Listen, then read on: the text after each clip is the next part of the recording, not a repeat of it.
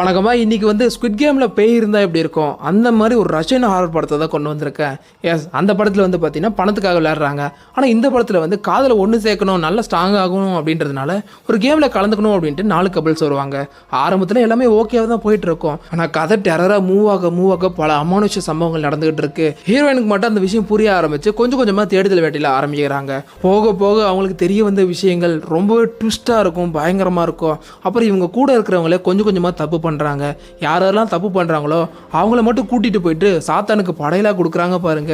சாத்தான் இவங்களை சாப்பிட்ற நேரத்தில் அங்கே ஒரு ட்விஸ்ட்டை மட்டுமே வச்சு ஒரு படத்தை உருவாக்கியிருக்காங்க. படம் செம்ம இன்ட்ரெஸ்டிங்காக இருக்கும். அப்படியே நம்ம டேரெக்டாக படத்துக்குள்ளே போயிடலாம். இது நம்ம மிஸ்டர் மூவிஸ் படத்தோட ஸ்டார்டிங் சீன்லேயே பார்த்தீங்கன்னா ஒரு பொண்ணு வேக வேகமாக ஓடிக்கிட்டு இருக்கா. அப்போ திடீர்னு ஒரு மரத்துக்கு முன்னாடி உட்காந்த உடனே அவகிட்ட இருக்க கீச்சனை கீழே விழுது. அதை எடுக்கலான்னு பார்த்தா மேலே ஒரு காக்கா பொத்துன்னு விழுது. அதை பார்த்து பயந்துக்கிட்டு வேகமாக ஒரு காட்டு பகுதி மாதிரி இருக்குது, அதுக்குள்ளே ஓடுறா. பார்த்தா குச்சில் நிற்க வச்ச மாதிரி ஒரு வழி இருக்குது. உள்ளே போக பார்த்தீங்கன்னா அங்கே ஒரு கண்ணாடி இருக்குமாம்மா. அதை பார்த்த உடனே சைடில் உட்காருவா. அவகிட்ட இருக்க கீச்சன் கீழே விழுது. அப்படியே அங்கே இருக்கிற மரம்லாம் அப்படியே கையோட இருக்குது. அங்கே இருக்க கண்ணாடியில் இவளோட மூஞ்சி அகோரமாக தெரிய அப்படியே கத்துறா. அப்படியே கட் பண்ணுறாங்க. அப்படியே பார்த்தீங்கன்னா நிறைய கப்பிள்ஸ் ஒரு ஐலாண்டில் நின்றுட்டு இருக்காங்க. அந்த இடத்துக்கு முகமுடி போட்டவங்க சில பேர் இங்கே பாருங்கள், உங்களில் யாருக்குமே யாரை பற்றி தெரியாதில்ல, நான் இன்ட்ரடியூஸ் பண்ணி வைக்கிறேன்னு சொல்லிட்டு 4 கப்பிள்ஸை இன்ட்ரடியூஸ் பண்ணி வைக்கிறாங்க. சரி, ஓகே, எல்லாரும் அவங்க ரூமுக்கு போகன்னு சொல்லி அனுப்பி விட்டுட்டு அடுத்த சீன்லேயே பார்த்தீங்கன்னா ஒரு டைனிங் டேபிள் இருக்குது. அதை சுற்றி எல்லாரையும் கப்பிள்ஸாக உட்கார வச்சுருக்காங்க. அந்த இடத்துல ஸ்குவிட் கேமில் ஒரு வாய்ஸ் கேட்கும் பார்த்தீங்களா, எங்கேருந்தோ பேசுகிற மாதிரி. அதே மாதிரி இங்கேயும் கேட்குது. நீங்கள் எல்லாம் கப்பிள்ஸ் எனக்கு நல்லா தெரியும், ஆனால் உங்களோட உணர்ச்சிகளை நீங்கள் புரிஞ்சுக்கணும், யாரும் அவங்கள பற்றி சொல்லுங்கள் அப்படின்னு சொல்ல அப்போ பார்த்தீங்கன்னா ஒரு லெட்டரை கொண்டு தராங்க. அதில் ஒரு கொஷின் கேட்கப்பட்டிருக்கும். அந்த கொஷினுக்கு ஆன்சர் பண்ணணும். அதில் ஒரு பொண்ணு இருப்பா. அந்த பொண்ணுக்கிட்ட போயிட்டு உன்னோட பாய் ஃப்ரெண்டை தவிர வேறு யாரையாவது நீ நினச்சி பார்த்துருக்கியா அப்படின்னு சொல்லி போட்டிருக்கு. அதை பார்த்த உடனே இல்லை அப்படிலாம் நினச்சதே இல்லை அப்படின்னு சொல்ல அங்கே இருக்க அந்த வாய்ஸ் இல்லை இப்போ பொய் சொல்கிறா அப்படின்னு சொல்லுது. அதை கேட்டவுடனே இந்த பொண்ணுக்கு பிடிக்காம அங்கேருந்து எந்திரிச்சு போவா. ஆனால் அங்கே இருக்க விட மாட்டாங்க. பிடிச்சி வச்சுக்கிட்டு பதில் சொல்லணும்னு சொல்லி ஃபோர்ஸ் பண்ண அந்த பொண்ணு என்ன பண்ணுவா, கத்திடுறா. ஆமாம், போக தான் இவனுக்கு பிடிச்சிருக்கு அப்படின்னு சொல்லுவா. இந்த சண்டையை உருவாக்கணுன்றதுனால இவங்க பொய் சொன்னாலும் உண்மை சொன்னாலும் சண்டை வர வரைக்கும் காத்திருந்து அதுக்கப்புறம் இது உண்மை அப்படின்னு சொல்லி அந்த வாய்ஸ் ஓவர் முடிக்குது. என்னடா இப்படி இருக்கு அப்படின்னு சொல்லிட்டு ஹீரோயினுக்கு சுத்தமாக பிடிக்கவே இல்லை.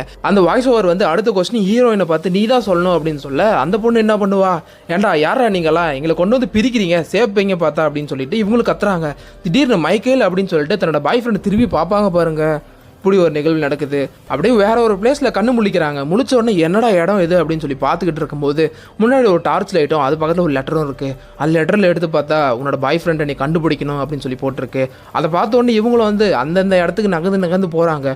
போக நிறைய க்ளூஸ்லாம் கிடைக்க ஆரம்பிக்குது. அப்போ பார்த்தீங்கன்னா ஒரு ட்ரெஸ் இது மேலே இருக்கிறத பார்த்த உடனே அது விளக்குவாங்க பாருங்க. ஒரு கண்ணாடி இருக்குமாமா. கண்ணாடியில் பார்க்குறாங்க. இந்த பொண்ணோட உருவம் தனியாக ஆடிக்கிட்டு இருக்கு. திடீர்னு பார்த்தா அந்த சைடு ப்ளே பாய் ஒருத்தன் வரான். இவன் ப்ளே பாய்னா சொல்லலாம், ஏன் அப்படின்றத போக சொல்கிறேன். பார்த்துக்கிட்டே இருக்கும்போது அந்த கண்ணாடியில் இவங்க 2 பேர் தனிமையில் இருக்கிற மாதிரி இருக்கு. இந்த பொண்ணு பயந்து போயிடுறா. உடனே அங்கே இருக்கிற கண்ணாடியை போட்டு உடச்சிட்டு அங்கேருந்து ஓடிடுவா. அதுக்கப்புறம் பார்த்தீங்கன்னா ப்ளே பாயாக இருந்தால அவன் கொஞ்சம் கழிச்சு கண்ணு முழிச்சு பார்க்குறான்.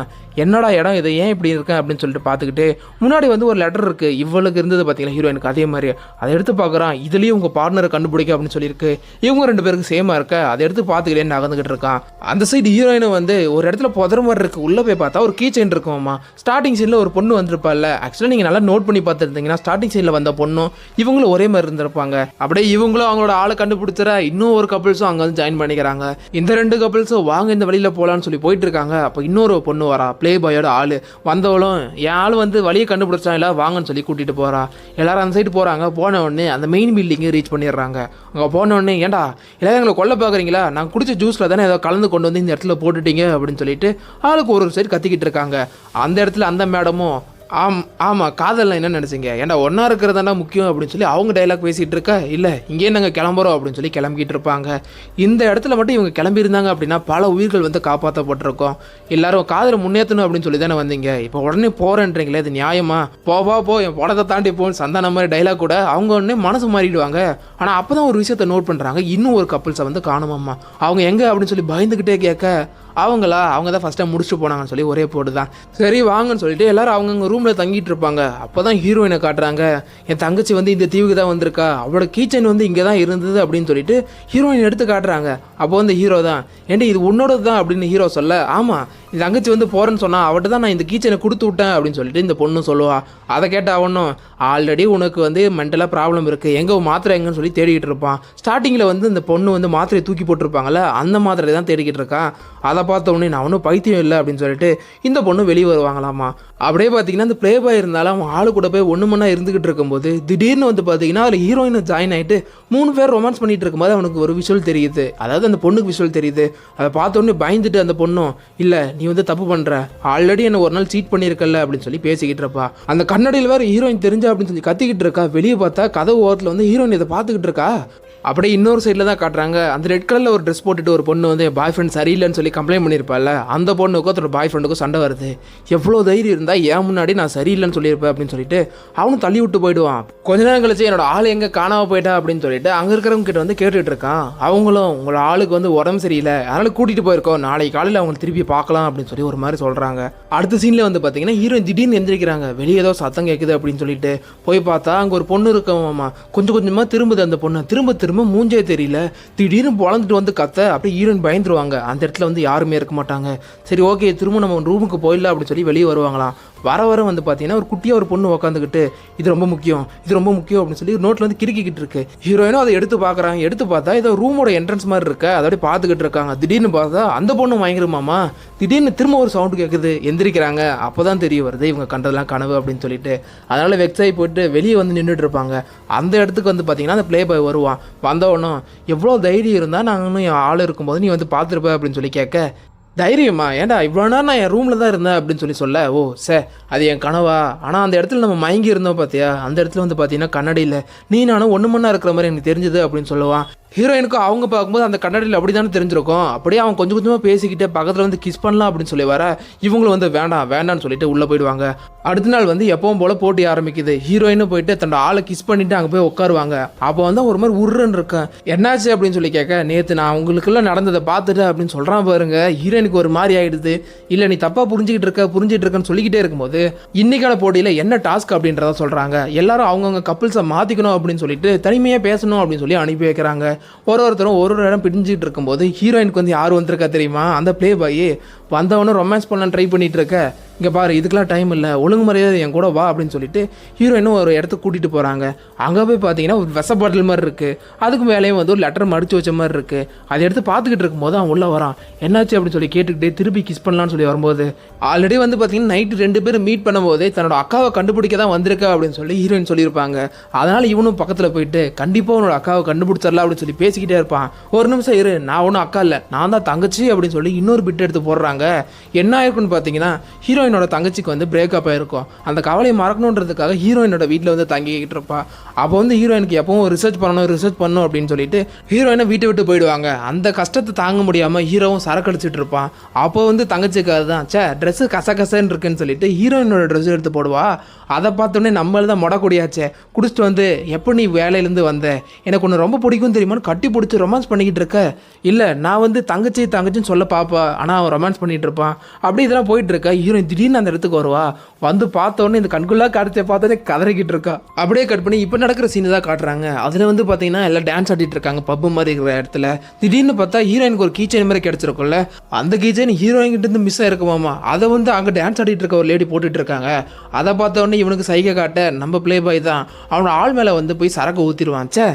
ஏன்னா அப்படி பண்ணிட்ட அப்படின்னு சொல்லி கேட்க அவனும் சாரின்னு சொல்லுவான். அந்த பொண்ணு வந்து ஃப்ரெஷ்ஷாக ஆகலாம் அப்படின்னு சொல்லி அந்த வழியாக போவா. அதை பயன்படுத்தி இவன் அந்த பொண்ணுகிட்ட ரொமான்ஸ் பண்ணுற மாதிரி போயிட்டு அந்த சாவி கொத்தை மட்டும் எடுத்துகிட்டு வந்துடுவான் அந்த கீச்சைனோட. அப்படியே கொண்டு வந்து ஹீரோயின்ட்ட கொடுத்தா மாட்டிப்போ அப்படின்றதுனால ரொமான்ஸ் பண்ணுற மாதிரி பக்கத்தில் போய் கொடுக்க இந்த சீனில் வந்து இவனோட ஆள் வந்து பார்த்துருவா. பார்த்த உடனே எனக்கு அப்போவே தெரியும் உனக்கு வந்து அந்த பொண்ணு மேலே கண்ணுன்னு சொல்லிட்டு சண்டை போட்டுக்கிட்டு இருக்க. இந்த எதுவுமே தெரியாத ஹீரோயினும் அந்த சாவியை மட்டும் எடுத்துக்கிட்டு ஒரு ரூமுக்கு போகிறாங்க. ஒரு பேய் வந்து ஒரு வரைபடம் மாதிரி வரைஞ்சி கொடுத்துருக்கல, அந்த ரூமோட ஸ்ட்ரக்சரில் இருக்குது. அதை ஓப்பன் பண்ணிவிட்டு உள்ளே போகிறாங்க. போய் பார்த்தா ஒரு பொண்ணு வந்து தொங்க விட்டுருப்பாங்களாமா, கையெல்லாம் வந்து கட்டி போட்டுட்டு. அது மேலே இருக்கிற ட்ரெஸ்ஸை ரிமூவ் பண்ணலாம் அப்படின்னு சொல்லி இவங்க வர திடீர்னு ஏதோ சவுண்டு கேட்குது. அப்போ அப்படியே கருப்பு கலர் ட்ரெஸ்ஸை போட்டு சில பேர் ஜிம்முன்னு நடந்து வந்துக்கிட்டு இருக்காங்க. ஹீரோயினும் ஓரமாக நின்று பார்த்துட்டு இருப்பாங்களாம். பார்த்துட்டு இருக்க அந்த லேடியை மட்டும் அப்படியே இழுத்துட்டு போயிட்டு இருக்காங்க, அந்த ட்ரெஸ்ஸு போட்ட லேடியை. இவங்களும் பின்னாடியே ஃபாலோ பண்ணிட்டு போவாங்களாம். அவங்க போக இவங்களும் பின்னாடியே போட்டில் ஃபாலோ பண்ணிட்டு போக கரெக்டாக ரீச் ஆன இடம் எதுன்னு பார்த்தீங்கன்னா ஸ்டார்டிங் ஸ்டேஜில் ஒரு பொண்ணு வந்து கதறிக்கிட்டே ஒரு இடத்துக்கு வந்திருப்பால அந்த இடம். அதை பார்த்த உடனே இவங்க வந்து துணியை கிழிச்சு அங்கே இருக்க மரக்கிளையில் கொஞ்சமாக கட்டி விட்டுட்டு அவங்க வச்சுக்கிற லைட் அப்படியே தூக்கிக்கிட்டே போயிட்டு மறைஞ்சு நின்று பார்க்குறாங்க. பார்த்தா எல்லாம் சுற்றி நிற்கிறாங்களாமா. அந்த பொண்ணு மேலே அந்த ட்ரெஸ்ஸை ரிமூவ் பண்ணிட்டு காட்டுறாங்க. அந்த ஒரு பொண்ணு பின்னாடி அடிபட்டுருக்கு பார்த்தீங்கன்னா முதுகில், அந்த பொண்ணு அங்கே இருக்கா. ஹீரோயினை என்ன பண்ணுறதுன்னு தெரியாமல் அப்படியே பொறுமையாக நின்று பார்த்துக்கிட்டு இருக்காங்க. அப்போ தான் ஒரு ட்விஸ்ட்டு, இந்த பேய்க்கு வந்து படையல் கொடுக்குறாங்கல்ல, அந்த டெவிலுக்கு படையல் கொடுக்குறாங்கல்ல, அந்த இடத்துல வந்து பார்த்தீங்கன்னா அவங்கள மாதிரியே உருவத்தை எடுத்துகிட்டு வருது. ஹீரோயினுக்கு ஒன்றுமே புரியாமல் பார்த்துக்கிட்டு இருக்கும்போது வந்த உருவமும் அங்கே இருந்தாங்களே ஒரு பொண்ணு, அவங்க கிட்ட போயிட்டு ஆவி அப்படியே உரியுது. உறிஞ்சதுக்கப்புறம் அந்த பொண்ணுக்கு ட்ரெஸ்ஸை போட்டு விடுறாங்க. அப்படியே எல்லாரும் கிளம்பிட ஹீரோயினும் வேக வேகமாக பக்கத்தில் போய் பார்க்குறாங்க. பார்த்தா எப்படி எலும்பு கூடு மாதிரி இருக்கிறாங்களாமா. இவங்களை பார்த்தோன்னே ஆன கத்திக்கிட்டு அப்படியே திரும்பிட ஹீரோயினும் பயந்துக்கிட்டே பக்கத்தில் பார்க்குறாங்க. ஒரு டைரி இருக்குது. பார்த்தா இவங்க அக்கா தான் இந்த மாதிரி டைரிலாம் எழுதிக்கிட்டு இருப்பா. டைரி திருப்பி பார்த்துக்கிட்டு ஏதோ சந்தேகமாக இருக்குன்னு சொல்லிட்டு மேலே இருக்கிற விறகு குச்சிலாம் தள்ளுவா பாருங்க. அவங்க அக்கா இருக்கிற உள்ள மனசே விட்டு போயிடுது ஹீரோயினுக்கு. அப்போ தான் ஒரு விஷுவலை காட்டுறாங்க. என்னன்னு பார்த்தீங்கன்னா ஹீரோயின் இந்த மாதிரி தன்னோட தங்கச்சி தன் ஹஸ்பண்ட் கூட இருந்ததுனால விரக்தியில் வந்து காருக்குள்ள உட்காந்துட்டு இருப்பாங்களாம்மா. அந்த இடத்துக்கு இந்த பொண்ணு போயிட்டு நான் பண்ணது தப்பு தான், என்னை மன்னிச்சிரு எவ்வளோ சொல்லி கெஞ்சினாலும் அப்போ வந்து ஹீரோயின் ஒரு கேள்வி கேட்குறாங்க. ஏன் அவனை வந்து உனக்கு ரொம்ப நாளாக பிடிக்கும் தானே அப்படின்னு சொல்லி கேட்க, ஆமாம் 10th ஸ்டாண்டர்ட் படிக்கும்போது அவனை எனக்கு ரொம்ப பிடிக்கும், ஆனால் அவன் வந்து உன்னை தான் பிடிச்சிருக்கு அப்படின்னு சொல்லிட்டு இருந்தான், அதனால தான் நான் விலகிட்டேன் அப்படின்னு சொல்லியிருக்கேன். அப்போ வந்து சரி ஓகே எனக்கு ரிசர்ச் இருக்குது, அதை நான் பார்க்க போகணும், அதனால் நீ தான் இனிமேல் அக்கா நான் தான் தங்கச்சின்னு சொல்லிட்டு என் கண்முடி இனிமேல் இருக்காதீங்க 2 பேரும் அப்படின்னு சொல்லிட்டு ஹீரோயின் மட்டும் கார் எடுத்துகிட்டு போகிறாங்க. இப்போ தான் தெரியுது ஏன் அக்கா இங்கே இருக்காங்க, தங்கச்சி வந்து இவங்க கூட இருக்காங்க அப்படின்னு சொல்லிட்டு. எப்படியே ஹீரோயினை தட்டி தடுமாறி எப்படியே ரூமுக்கு வந்துடுவாங்க. வந்தவங்களும் அந்த புக்கை அப்படியே பரட்டி படிக்க ஆரம்பிக்கிறாங்க பாருங்க. அப்போ தான் அவங்க அக்கா எழுதி வச்சிருக்காங்க, இந்த ஊரில் இருக்கிற எல்லாருமே சாபத்தினால மாட்டியிருக்காங்க, இங்கே இருக்கிறவங்கள தவிர பல ஆயிரக்கணக்கான ஆத்மாக்கள் உள்ள சுற்றிக்கிட்டு இருக்கு அப்படின்னு சொல்லி எழுதியிருக்க, டெவில்களுக்கு குற்றம் செய்கிற எல்லாரையுமே படையலாக படைச்சிட்டு இருக்காங்க அப்படின்னு சொல்லி எழுதிக்கிட்டு அதுலேருந்து வெளியே வரணும் அப்படின்னா ஒரு லிக்விடை கண்டுபிடிச்சிருக்கேன், இதை வந்து யார் மேலே தெளிச்சாலும் அவங்க டெவிலா இல்லையான்னு தெரிஞ்சிடும் அப்படின்னு சொல்லிட்டு அதை குறிப்பு எழுதியிருக்கு. அதை வந்து கசாய டப்பா மாதிரி ஒன்று கிடைச்சிருக்கலாம் ஹீரோயினுக்கு, அந்த டப்பா தான். அப்படியே இந்த சைடு காட்டுறாங்க, அந்த பொண்ணு உருமாறின ஒரு டெவில் இருக்கும் பார்த்தீங்களா, அது வந்து இங்கே அழகாக டான்ஸ் ஆடிக்கிட்டு இருக்க. இந்த பொண்ணோட ஆள் அங்கே தான் இருக்கான். அவன் வந்து இன்னொரு பொண்ணு ரொமான்ஸ் பண்ணிட்டு இருப்பானாமா. இவங்கள பார்த்த உடனே அப்படியே பக்கத்தில் வரான். அப்படியே இன்னொரு சைடில் காட்டுறாங்க, ஹீரோ இருக்கான்ல அவன் வந்து அந்த பொண்ணு கூட சேர்ந்துடுறான். அந்த பொண்ணு இவனை கூட்டிக்கிட்டு தனியாக ரூம் போயிட்டு இருக்க, ஹீரோயினுக்காக எந்த தப்பு பண்ண மாட்டேன்னு சொல்லிட்டு இருப்பான். ஆனால் 2 பேருக்கும் பிடிச்சி போயிருக்கு. அப்படியே அந்த பொண்ணு வந்து இவனை பெட்டில் தள்ள பின்னாடி இருந்து ஒரு மரக்குச்சி வந்து அப்படி குத்துது. அதை பார்த்துட்டு ரத்தத்தோட அப்படியே கத்திக்கிட்டு இருக்கான். அப்போ தான் ஹீரோயினுக்கு ஒரு விஷயம் தெரிய வருது. ஹீரோயின் அந்த புக்கிலேருந்து ஒரு ஃபோட்டோ எடுக்கிறாங்க.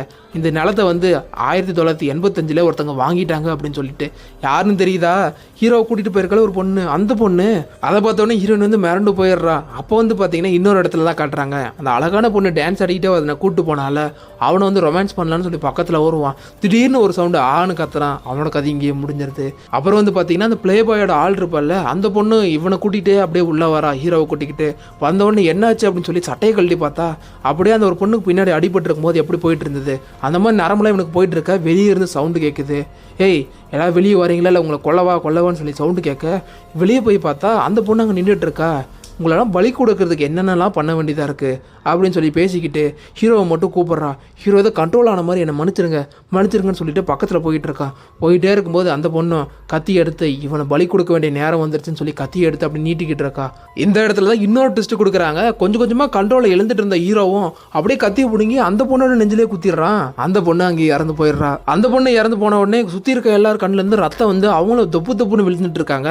ஹீரோவுக்கு தான் கொஞ்சம் நெஞ்ச உயிர் இருக்குமாமா. அப்படியே கூட்டிகிட்டு வந்து உள்ளே வைக்கிறாங்க. பார்த்தா அவனும் கடைசியில் இறந்து போயிடுறான். ஹீரோயின் கதறி அழுகுறாங்க. அப்புறம் தான் ஒரு விஷயத்த சொல்கிறாங்க பாருங்கள், இந்த டெவிலில் வந்து தப்பு பண்ணுறவங்கள மட்டும் தான் கூட்டிகிட்டு போகும், ஆனால் தப்பு பண்ண வைக்கணுன்றதுக்காக அதுவே சில உருவங்களை எடுத்து வரும் அப்படின்றதையும் சொல்லிக்கிட்டு இருக்காங்க. அது மட்டும்தான் இங்கே இருக்குது அப்படின்னு சொல்லி தான் நம்ம நினச்சிட்டு இருக்கோம். ஆனால் நமக்கே தெரியாத ஒரு விஷயம் என்ன தெரியுமா, கண்ணாடி வழியாக நம்மளை பார்த்துக்கிட்டு இருக்கு அப்படின்னு சொல்லிக்கிட்டு இருக்கா.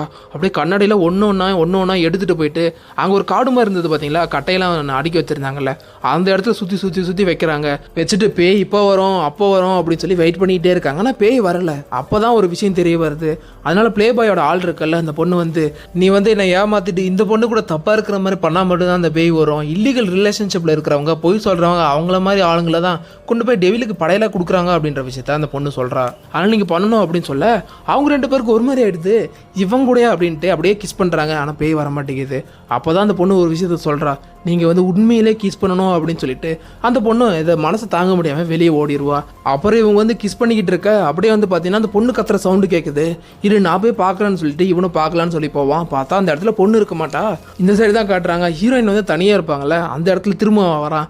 வந்தவொடனே நல்லா ஃபோர்ஸ்ஃபுல்லாக இவங்களை வந்து ரொமான்ஸ் பண்ணிக்கிட்டு இருக்க, அப்போ வந்து அவங்ககிட்ட இருக்க லிக்விட் எடுத்து தெளிப்பாங்க. இவன் உடம்புலாம் ஒரு மாதிரி ஆகுது. அப்படியே அவன் உண்மையான உருவத்துக்கு வரான். அடாப்பா இவன் தான் பேயான்னு சொல்லி நினச்சிக்கிட்டு இருக்கும்போது அங்கே கொடுக்குறாங்க பாருங்க இன்னொரு ட்விஸ்ட்டு. ஓடி போனவன் வேற ஒருத்தன், இது வந்து பேய். அவன் வேகம் வந்து ஹீரோயினுக்கு அப்படியே ட்ரெஸ்ஸை மாட்டி விட்டு அப்படியே அங்கே நின்றுட்டு இருக்கா. இந்த பேய் அப்படியே உருவத்தை பார்த்துக்கிட்டு பின்னாடி இருக்கிற கண்ணாடி மூலமாக அப்படி அகோரமாக மாறுது.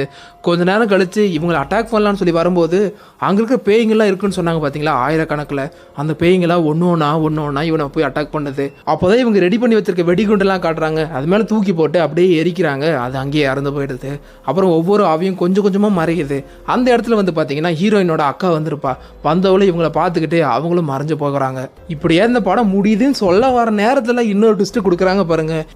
3 பேர் மட்டும் தான் கடைசியாக உயிரிட வந்திருப்பாங்க. வந்தவங்களும் அங்கே இருக்கிற ஹெலிகாப்டரில் ஏறி போகலான்னு நினைக்கும் போது அப்போ தான் ஹீரோயின் வந்து எங்கள் அக்கா டைரி வந்து உள்ளே இருக்குது, நான் போய் எடுத்துகிட்டு வரேன்னு சொல்லி கிளம்ப, நீ ஏன் கஷ்டப்படுற, நான் போய் எடுத்துகிட்டு வரேன்னு சொல்லிட்டு இவனும் கிளம்புவான். அப்போ ஹீரோயினை பார்த்து இந்த எல்லாத்தையும் முடிஞ்சதுக்கப்புறம் கூட பேசணும்னு நினைக்கிறேன்னு சொல்லிட்டு போவான். உள்ளே போய் டைரி எடுப்பான் பாருங்க. அங்கே இருக்கிற ஒரு கண்ணாடியில் வந்து உருவம் தெரியுது. அப்படியே கண்ணாடி கொஞ்சம் கொஞ்சமாக நொறுங்கிக்கிட்டு இருக்கு. எஸ் இன்னும் அந்த பேய் போகலன்னு சொல்லி நினைப்போம். ஆனால் அது அந்த பேய் இல்லை, இது வேற ஒரு பேய். இப்படியா இந்த படமும் முடியுது. எப்படி இருந்தது இந்த படம்? என்கிட்ட வேற ஒரு இன்ட்ரெஸ்டிங்கான ஒரு சைக்கோ த்ரில்லர் படம் இருக்குது. அது முழுக்க உண்மையான சைக்கோவை பற்றின படம் தான். அந்த படத்தை போடலாமா வேணாமான்னு சொல்லி கமெண்ட்டை போட்டு விடுங்க.